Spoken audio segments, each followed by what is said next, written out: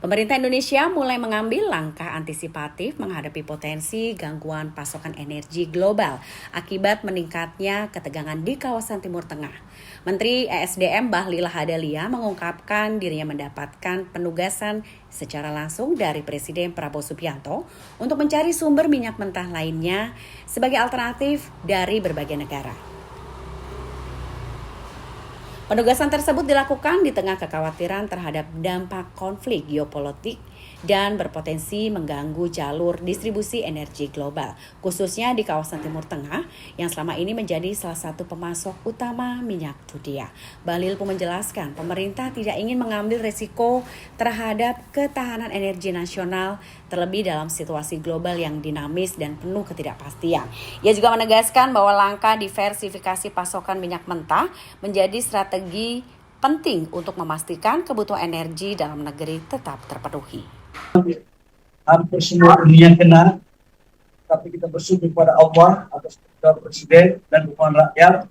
Hari ini BBM di negara kita tercinta, baik daripada bensin, solar maupun LPG terpenuhi dengan baik.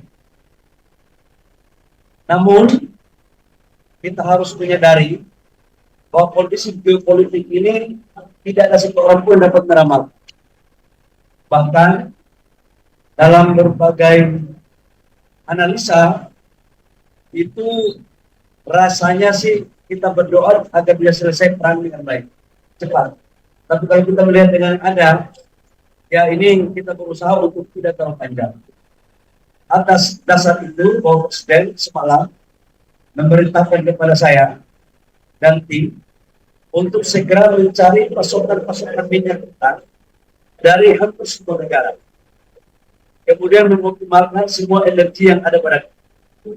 Saya menyampaikan di kesempatan ini bahwa sekalipun negara-negara lain, negara tetangga sebagian negara di Asia sudah mulai masuk dalam keadaan yang tidak diharapkan oleh hampir semua negara dalam darurat, kita harus yakinkan kepada rakyat Indonesia bahwa solar kita insya Allah tidak lagi kita lakukan impor, jadi clear.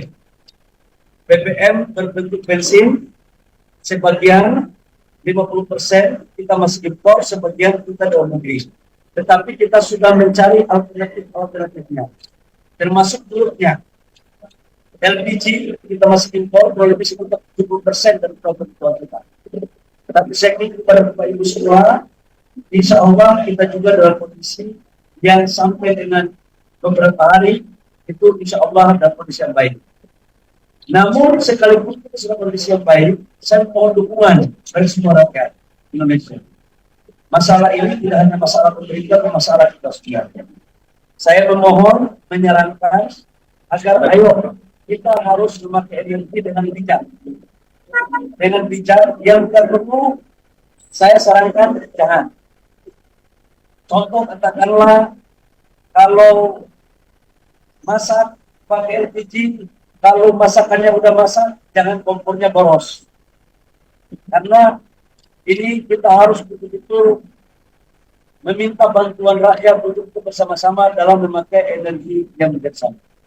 Kalau ini mampu kita lakukan bersama-sama, insya Allah energi kita ke depan akan semakin baik. Jangan lupa subscribe ya.